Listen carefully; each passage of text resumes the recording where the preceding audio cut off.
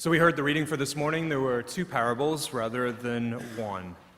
The first is the scattering of the seed. We see the growth, the harvest, the sickle. The way Mark tells this, I wonder what he's up to.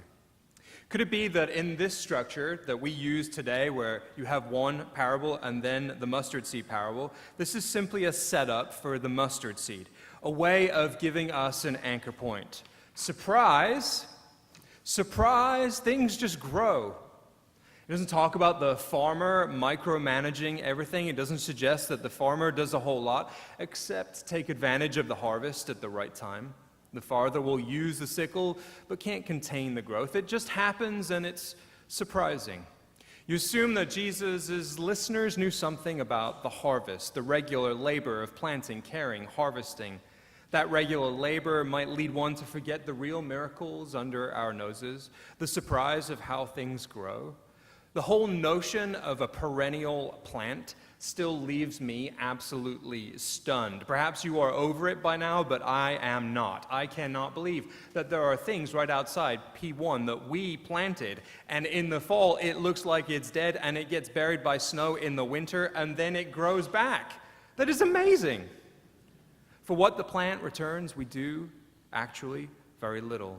And so that may be an anchor point, a way of grounding ourselves in the everyday miraculous for the next parable.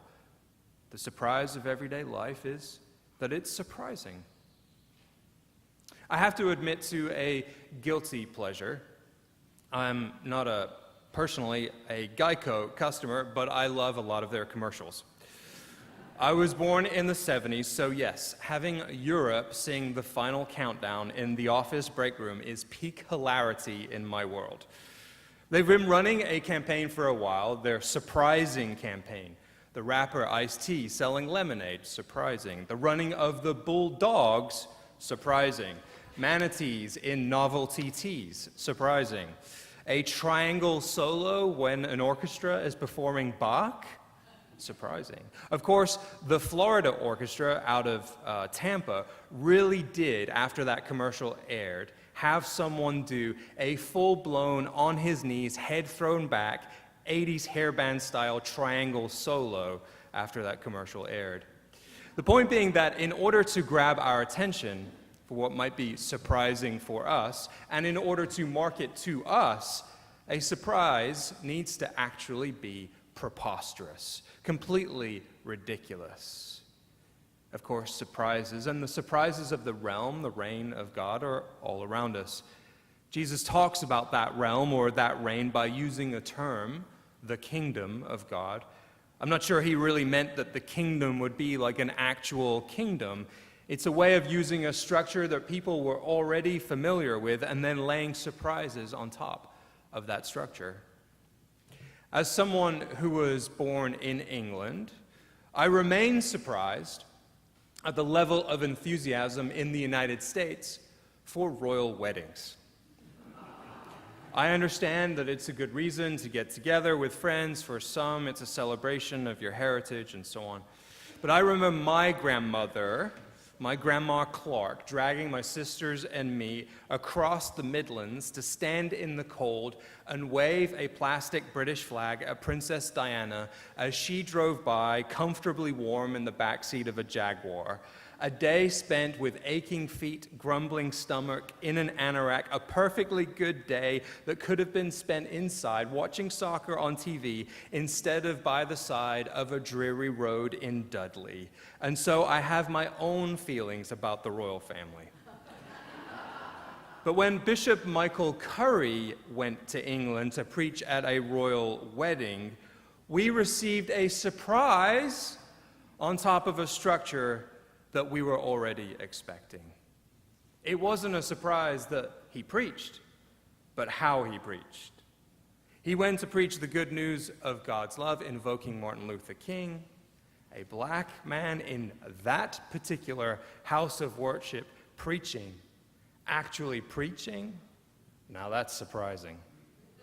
As the journalist Diane Evans put it, it was a sermon that will go down in history as a moment when the enduring seat of colonialism was brought before the Lord and questioned in its own house.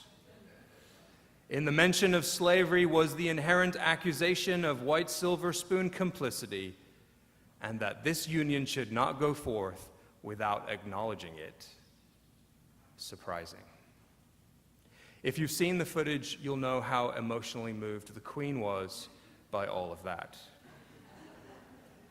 Perhaps what's also surprising is that in the halls of power, in a different kind of kingdom, is the lack of traction, as far as I can tell, about what's happening at our own border. I don't care if you went to the polls on Tuesday. I don't care which party you most readily identify with. I don't care which news broadcast you watch or which paper you read.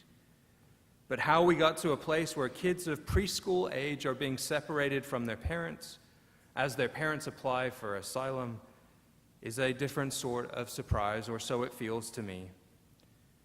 How is that not universally perceived as immoral? What do you do with news like that? Over here, Michael Curry is preaching God's love in a house of worship built for royalty and power, and at the same time, in another hall of power, trauma is being intentionally inflicted on preschool-age children. Surprising? Well, perhaps it's surprising to me, but when you look back through the years, maybe it isn't after all.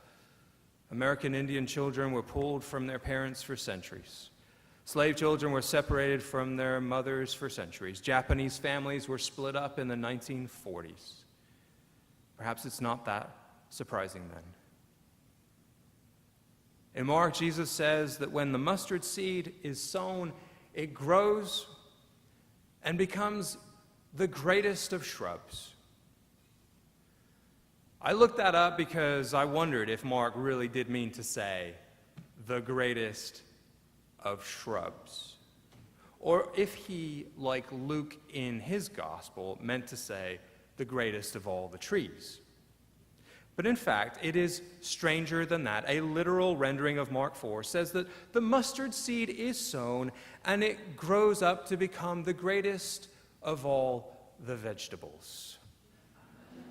Yes, Jesus tells a story about the kingdom of God, and he uses the seed of a weed, and he says it will become the greatest of vegetables or vegetable shrubs, and birds will rest in its shade. That is, of course, ridiculous. Mark was likely written before Luke, and Luke has a copy of Mark in front of him to use as his gospel is being written. And so Luke looks at this parable in Mark and possibly thinks, well, we can't have that. We cannot have this. I imagine that Luke, who is writing to a wealthier and more powerful audience, frankly, thinking we can't have Jesus saying that when the seed is sown, it grows up and becomes the greatest of all vegetables or the greatest of all shrubs. What he must have meant was that the mustard seed must be a replacement for the mighty cedars of Sinai or Lebanon. You all, if you know your flags, you might remember the current flag of Lebanon. Who here knows what the current flag of Lebanon looks like? A few people, all right. Many of you, very honest.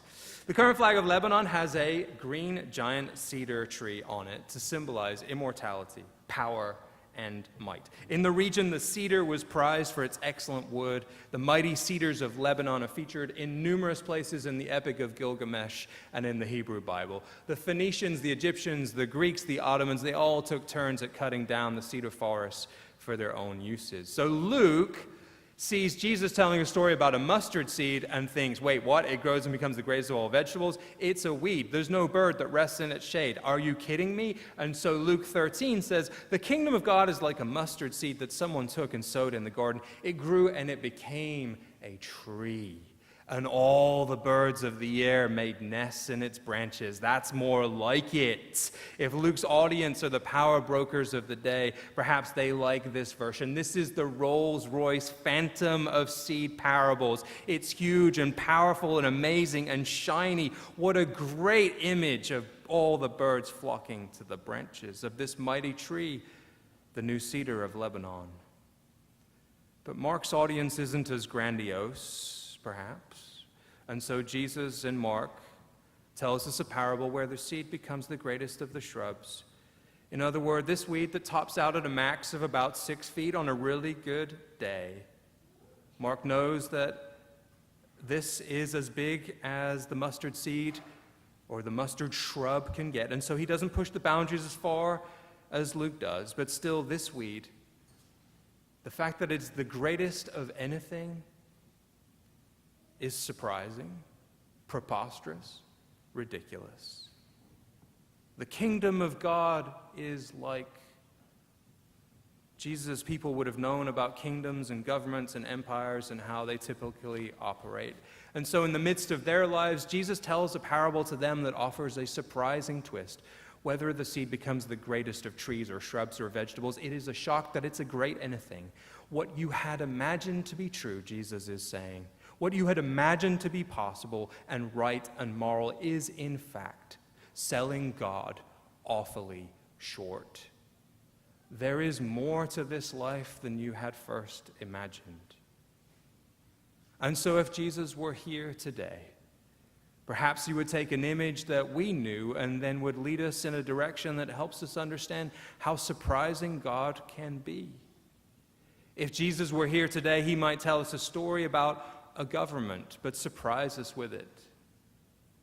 The government of God is like a border agent who refuses to cut open water jugs in the desert, cobbles the shoes of migrants, and prays for the migrant and his family before sending him on his way. And we'd say, well, that's not like a government we know, but it sounds like one we might like. You see, Jesus takes something that you know and then surprises you with a greater truth. The multinational corporation of God is like a board who got together and said our families should be places of comfort and meaning and dignity. Surprising. The church of God is like when a baby is held close by her mother, and the whole church comes together and says, we're just getting to know you, but you already belong, Cecilia. Surprising. Surprising. Surprising, Jesus seems to be telling us. The good news, it's already here. May God's peace be with you.